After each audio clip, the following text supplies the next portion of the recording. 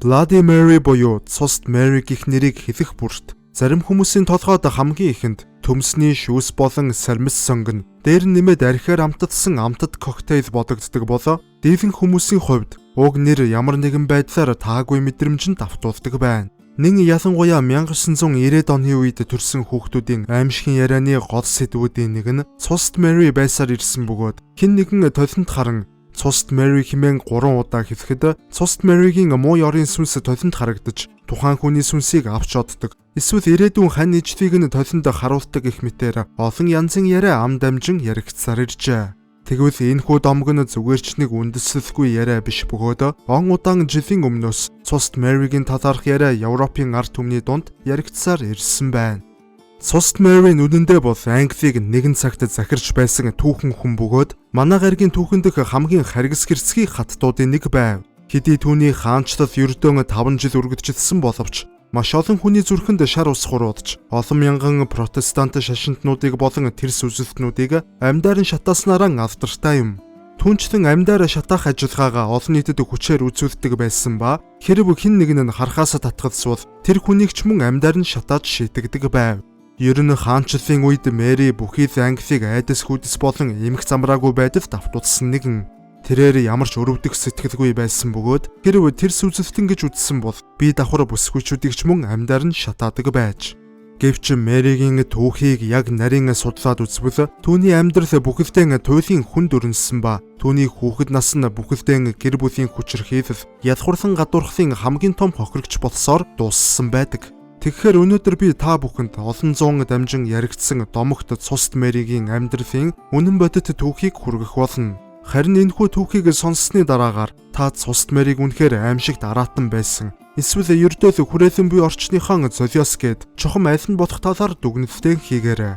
Английн хатан хаан 1-р Мэрийн 1516 онд Лондон хотноо мэддсэн бөгөөд галзуу хатан хэмээх хочийг авахаасаа өмнө гэр бүлийн хайранд думпсан энгийн нэгэн охин байв. Түүний эцэг нь эзэн хаан 8-р Хенри бөгөөд харин эх нь Катрин хэмээх хатан байв. Хосуудын дундаас олон хүүхэд мэндэлсэн боловч тэдний ихэнх нь бага батчир насандаа эндэж харин Мэри ганцаараа хувь тавилангаар амьд үлдэж хүн болсон байна. Бага батчир насандаа Мэри эцэг их болон Английн ард түмний хайр хүндэтгэлийг хүлээсэн хүүхэд байв. Гэхдээ 8-р Хенри хаанд ганц том асуудал байсан нь Мэри охин хүүхэд байсан бөгөөд эзэн хаан гагцхүү хаан ширээ задгамжлах хүү хүсэж байж. Нэгэнтээ цор ганц хүүхэд нь охин тул түүний ээж Кэтрин хатан Мэриг Английн хаан ширээнд суун гэдэгт нь бат итгэлтэй байсан тул бага батчир наснаас нь латин хэл зааж сургажээ. Тухайн үед Англид эмэгтэй хүмүүс латин хэл сурах хориотой байсан ч ирээдүйн хатан хааныг бэлтгэх үүднээс ихэн түүнд зориудаар сургасан байна. Хэдийгээр охин нь эрдэм ном сайн сурч байгаа нь Хенри хаанд таалагдж байсан ч тэрээр хүү хүссэн хэвээр байж. Мэригийн эцэг нь Английн эзэн хаан харин эх нь Испаний хатан байсан тул Мэри Англи болон Испани гэх хоёр улсын хууль ёсны гүнж байв. Мөн нэгэнт эмэгтэй хүүхэд тул түүнийг бага байгаас нь эхлэн эцэг нь нөхөр хайж эхэлсэн ба өөр улсын олон ханхуд түүнтэй суухаар хүсэлтээ илэрхийлсээр байсан гэдэг. Ингээд охиныг 11 нас хүрэх үед эцэг их хоёр нь түүнд хууль ёсны нөхөр олж өгөн сүү тавихаар төлөвлөв. Гэвч яг тухайн цаг үед охины амьдралыг үндсээр нь өөрчилсөн үйл явдал болов. Тэр нь юу байсан бэ гэвэл Мэригийн эцэг Хенри хаан түүний ээжэд хайр сэтгэлгүй болсон ба Ане Болон хэмээх өөр нэгэн бүсгүй тухайн жолоогүй дурласан байна. Нэгэнт ямар ч хайр сэтгэлгүй болсон тул тэрээр өөрийн хатнаас албан ёсоор салах хүсэлтэн илэрхийлжээ. Гэхдээ та гайхаж байж болох юм. Ер нь үеийн үед маш олон гэр бүлүүд салдаг боловч гэр бүл салалтын золиос болсон хүүхэд бүхэн алуурчин болоод байдаггүй нүнэн. Гэвч сэргэн мандалтын үе тэр тусмаа хаад ноёдын гэр бүлийн салалт нь одоогийн энгийн гэр бүлийн салалттай харьцуулашгүй өөр зүйл байж. Гэр бүлийн салалтаас гадна Мэригийн эрүүл мэндэд тэмч сайн байсангүй. Тэрээр сарын тэмдэг алдагддаг нэгэн төрлийн эмгэгтэй байсан бөгөөд өнөө цагт уг эмгэгийг эмэгтэйчүүдийн дааврын өөрчлөлттэй холбон тайлбарладаг байна. Мэдээч тухайн цагт ангаах ухаан сайтар хөгжөөгүй байсан тул Мэригийн өвчтнийг эмч болон санвартнууд сайтар ойлгож чадаагүй ба сар тутам өвдөх асар их өвдөлтийг нь түүний католик шашны хувийн санвартнаа бурхантай холбон тайлбарлаж өгсөн ба хэрв католик шашнаа сайн шүтвэл биеийн эдгэрнэ гэх итгэл үнэмшлийг түнд бий болгосон байна. Өнөө цагт эмэгтэйчүүдийн дааврын өөрчлөлтийг эмчлэх бүрэн боломжтой болсон ба стресс бухимдал уг эмгэгийг улам бүр сэдрээдгийг тогтоосон. Гэвч тухайн үед эцэг эх хоёр нь садж өөр эмэгтэй хүн түүний амьдралд ээжиг нь орлон орж ирсэн явдал нь Мэриг улам бүр бухимдуулж байсан тул би энэ тэр хэмжээгээр өвдөх боджээ. Ингээд охиныг 15 настай байхад түүний эцэг болох эзэн хаан 8 дугаар Хенри Мэригийн төрсөн эхийг ордноос хөөж өөрийн шинэ хатантайгаан амьдрах болов. Гэвч тухайн үед Европын эхэс дээдэс өөрсдийн салалтыг Ромын пап ламтанд мэдэгдэж зөвшөөрөл авах ёстой байсан боловч Ромын пап түүний салалтыг зөвшөөрсөнгүй. Энэ явдалд ихэд уурлаж хорссон Хенри хаан өөрийн анхны гэрлэлтийг хууль бус байсан гэж бүх нийтэд мэдэгдсэн ба энэ бүхнээс үүдэн өөрийн охин Мэриг язгуурлан гадуурхаж түүнд хамгийн муу мухагаар хандах болжээ. Улмаар Хенри шинэ дурлалт бүсгүйгэн хатан болгохын тулд Английн католик сүм хийдүүдийг Ромын католик сүмээс салхан бие даасан болгон өөрчилж протестант дурсгалыг эх орондоо нэвтрүүлжээ. Эцгийнх нь уг үйлдэл католик шашинд үнэнч Мэригийн бухимдлыг ихэд төрүүлсэн ба өөрийн эцгийг тэрээр хүний ядаг, дээрэс нь буруу номтон гихнүүдээр харах болов. 8 дугаар Хенри хааны уг шинжлэлт нь Английн ард түмний дунд өргөн хүрээний эсэргүүцэлтэд тулгарсан бөгөөд тэр хэмжээгээр ард түмэн Мэриг дэмжин түүний тавд зогсох болжээ. Үүнээс гадна эзэн хаан хууль ёсны эхнэрээ ад үзэн ордноос хөөж шинэ хатан авсан зэрэг явдал нь ард түмний уур хилэн хүргэж улам бүр Мэриг өрөвдөн хайрлах сэдлийг төрүүлэх болов. Гэвч удалгүй Хенри болон шинэ хатан хоёрын дундаас охин төрсөн ба энэ үеэс эхлэн Мэри 2 дугаар зэрэглэлийн хүн болон хувирч, дүүгийнхэн асрагч, үйлчлэгч маягийн нэгэн болон өөрчлөгдөжээ. Үүнээс гадна хамгийн том аюул байсан нь сүүлд төрсэн дүү болох Элизабет нь түүний оронд Английн хаашрын суух магадлал илүү өндөр байсан явдал байв.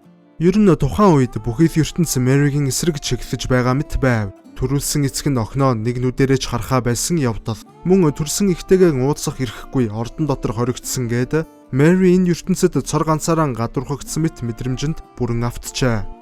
Сэтгэл санаагаар унах тусам түүний бие тэр хэмжээгээр дорцсоор байсан тул Мэри өдрийн ихэнх цагийг католик сүм хийдэд сун өнгөрүүлдэг болсон ба хизээ нэгэн цагт өөрт тохиолдсон бүхий л зовлон зүтгүүрийн хариуг заавал авах болно хэмээн тангаргаджээ. Харин энэ хооронд ард түмэн улам бүр Мэригийн талд орсоор байсан ба Хенри хааны шинэ хатан болох Анне Болныг хүмүүс шулам гэж үзэх болсон ба шулмын хүчээр эзэн хааны толгойг эргүүлсэн гэдэгт итгэж эхлэв.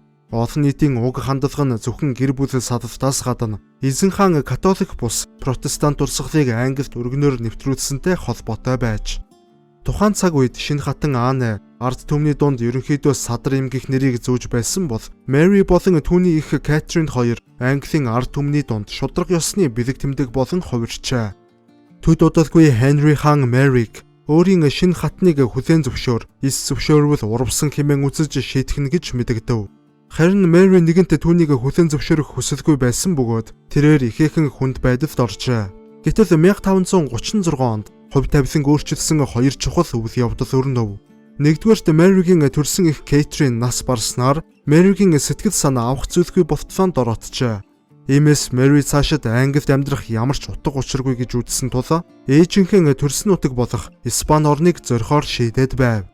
Гэтэл яг тэр мөчөд дахин нэгэн өөр явдал өрнөсөн нь эзэн хаан Хенри өөрийн хоёр дахь эхнэрийг урвсан хэрэгээр цаазаар авах тогтоол гаргав.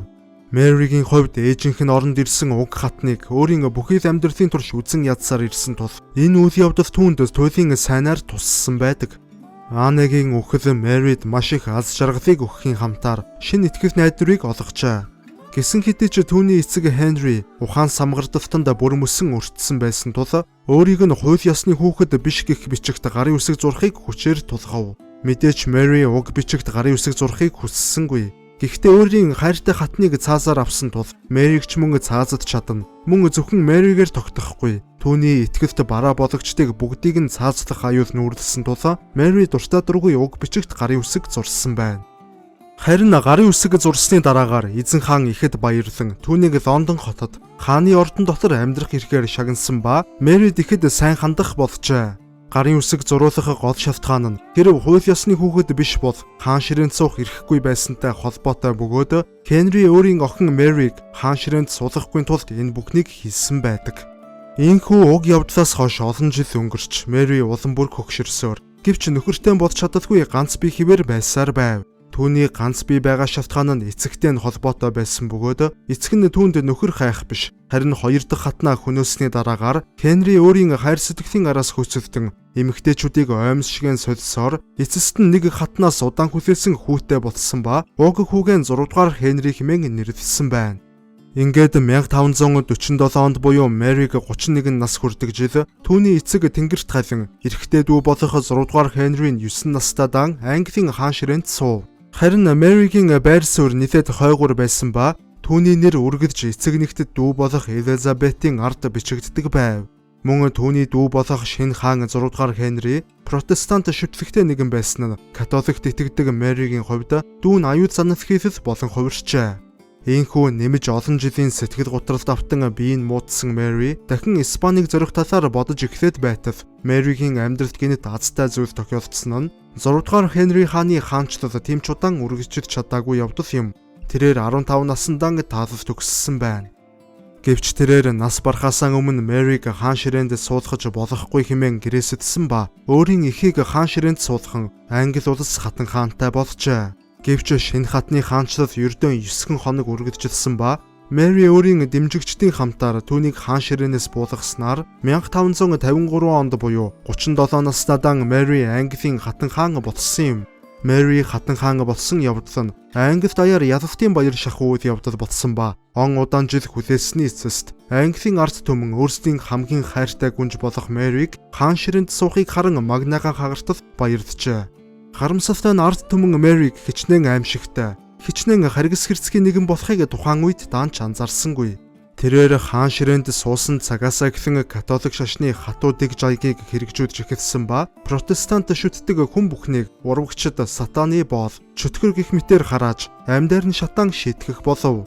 Ард түмний дунд өргөн хэмжээний хядлага үлдэж эхэлсэн тул Мэригийн нэр хүнд асар богино хугацаанд газрын гавар ортлон урууджээ. Мөн нэгэнтэ хатан хаан болсон тул нөхрөө өөрийн сонгох эрхтэй болсон ба өөрийн ээжийн нутгийн хүн болох Испани 2 дугаар Филипптэй суун гэр бүл болжээ.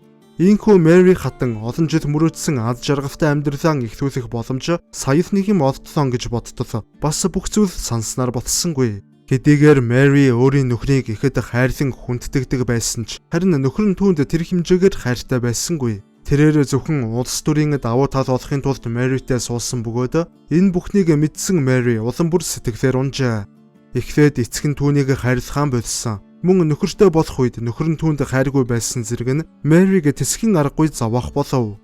Энэ бүхнээс гадна Мэри олон жилийн турш эвдэв өвчнөд шаналан зовсон тул царайн бүхэлдэн үрчлээдэж, бүх хөмсг нь унаж, үс нь залуу гараан бууралтан, туйлын царай муутай нэгэн ботсон байна.